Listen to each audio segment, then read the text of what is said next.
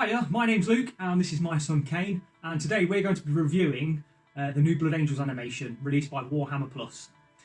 This animation was created by, directed by Bowman Modine and Richard Boylan, and between them both, they're both directors and writers. Bowman himself is an Emmy-nominated director, so I was expecting quite good things once I'd read that. So we're greeted by a Space Marine captain in Terminator armour. His name is Orfeo, and he is what appears to be in a tunnel in some underground sewers. He's missing an arm, as Space Marines are, a flesh wound of course. He has a storm bolter and he's blazing down this tunnel at what look like gene stealers charging at him. This storm bolter runs out of bolts, throws it on the floor, out comes the power sword. So instantly, off the bat, greeted by this lovely, grim, dark animation series in a battle scene of Gene Stealers and Blood Angels. I mean, what more could you ask for? I thought that was absolutely fantastic. The last thing we do see of that scene is when the Gene Stealers they come out of this tunnel and surround him as he's sort of preparing for, the final stand. But no, I thought that was an initial fantastic scene. What about yourself? Yeah, I really liked the look of the Terminator armor, and actually just having a visual representation of a Space Marine himself in animation form. It's a lot better from reading and then having to imagine it yourself, because you imagine things but you don't actually know what the main thing is if you don't understand. Yeah. You know what I mean? But there's only so much your imagination can show before you want to see storm bolters firing and power swords being swung around, right?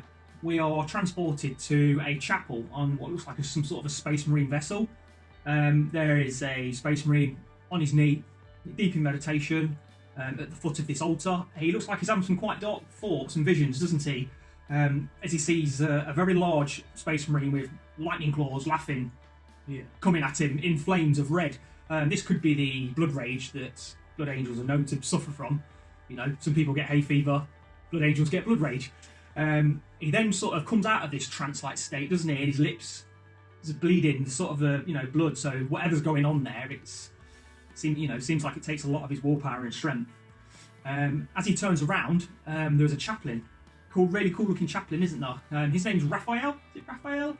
Yeah. And they have this chat. They greet each other. The Space Marine Kazarion greets him by his title of chaplain, and Raphael reminds him brother before rank, which I thought was pretty cool. I like that whole sort of thing about it. They have a brief discussion about the planet that they're sort of trapped, aren't they, from a warp storm. They're overlooking this planet called Naiades, which is where that Terminator captain's trapped down there. You find out that later on that he is down there because there was only 11 of these Space Marines left on the ship, and obviously best not send them all down in case something really bad happens and you end up wiping out all of them. So but yeah, they have a brief chat about that and what the problems are, and how sort of itching they are, itching to get into action and do something. Mainly Kazarion. He seems like he's really unrest. Not being able to get involved and do something. It seems like it's really eating away at him. What did you think? Exactly what you said there. How the Space Marines, they're just tools really, and they want to do their job, but they're being restrained from. They're being restrained from not being able to do that job, and also they haven't got any information on what's happening because they're trapped in this warp, or around this warp zone. So it's a pretty sticky situation for them. So after this encounter with the Space Marine and the chaplain, the camera does this really cool zoom back thing, doesn't it? It pans back and it goes out of the window of the chapel.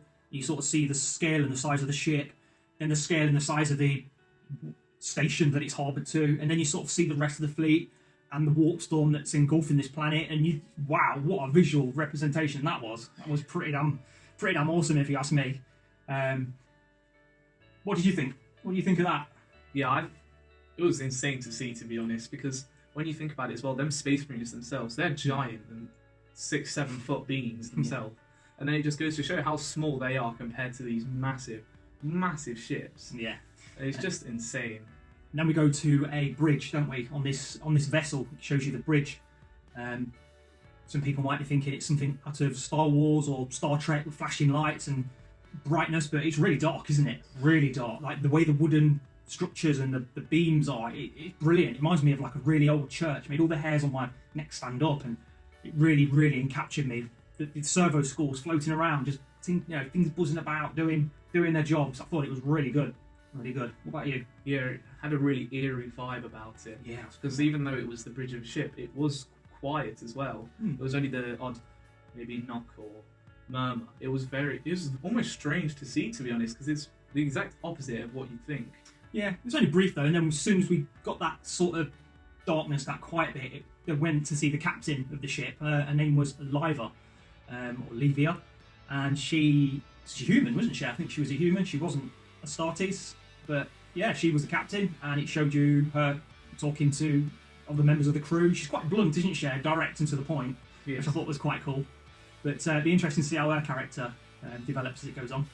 So after that scene, we get a glimpse at what are the navigators of the ship, the astropaths are called, and there seems to be one of these astropaths in the centre.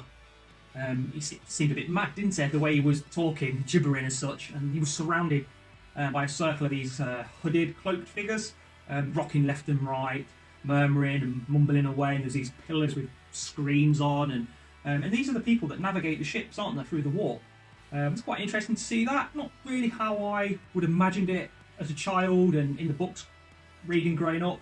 I thought it'd be more like those. If you've ever seen the film Minority Report, there's this pool of water and you have these three bodies in there and they're submerged and they're all plugged in and it's all sort of psychic. I thought it'd be more like that, strapped up, sort of, not like these gibbering madmen as such. But yeah, you got any thoughts on that scene, or how did you think the astropaths would come across to you?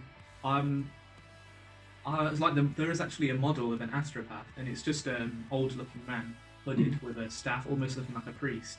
So I expected them to be almost borderline priest, as in they are worshipping, murmuring, and hooded figures. Yeah. So it was kind of. I didn't expect it to be like that. I would have thought that it would be more remote in a smaller area, where that just seemed it was quite a vast area that was doing it, almost like as if it was in a church or a place of worship. Okay. But yeah, after that moment, it shows you them all on the bridge again talking, doesn't it? The captain, you've got all the Space Marines, the ones that we've met so far in the series. It's about 18 minutes long, the actual first episode, and they just can't seem to find a gap in this warp storm to get down on the planet, can they? But even if they can get down on the planet, the whole question of honour and duty arises. There's a little bit of a to and fro about we've got to go down there and help the captain. What about the gene seed? There's only 11 of us left on this ship. And then they get assigned, don't they? There's actually a gap. And in the moment there is that gap that's announced, the captain just says, right, drop pod of salt. And instantly we're like, whoa, drop pod of salt. Next minute there's these Marines marching down the decks. There's the little cherubs floating, carrying the weapons. Now personally I absolutely love that imagery. When I used to get the codexes, when I was a kid, and I'd save up my pocket money, I straight to the pictures, the artwork, not the flashy photography one, the models. I used to love looking at the artwork, and you're seeing these little cherubs carrying these massive weapons and chainsaws, yet they're only small little fat naked babies with wings. But I just thought that was really cool seeing them floating, and for me it was one of my personal favourite scenes of the film. But it was really good. Typical, it leaves you on a cliffhanger, doesn't it? How they're all getting ready on these drop pods. The chaplain's there giving his pre-battle speech. And what did you think of it? Was you getting sort of on the edge of your chair? I know you was grinning through most of it anyway. Yeah, it's Space Marines really. So when you think of Space Marines, you instantly think of drop pod assault, teleporting, Terminator, heavy. But yeah, it's just Space Marines themselves. So when you actually get to see that, it's like now we're talking. We get to see some action. Yeah, this is what we pay $4.99 a month for, right? You want to see? Okay, so yeah, and then it leaves you on a cliffhanger.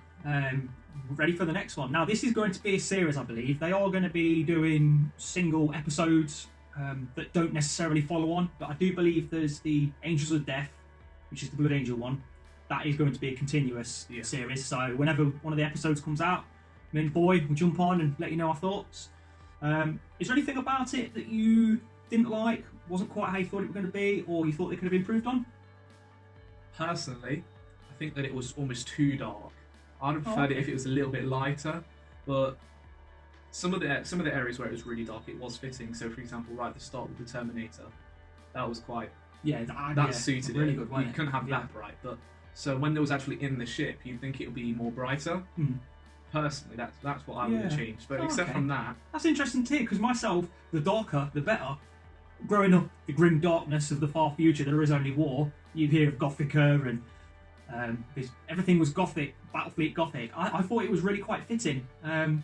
So yeah, I quite enjoyed it. So I wonder if other people will have that opinion. That'd be interesting to hear. So, but yeah, I suppose we should have put this at the start of the video, not right at the end. But a disclaimer: we're not experts by any means. We're just a father and his son who love playing tabletop war games.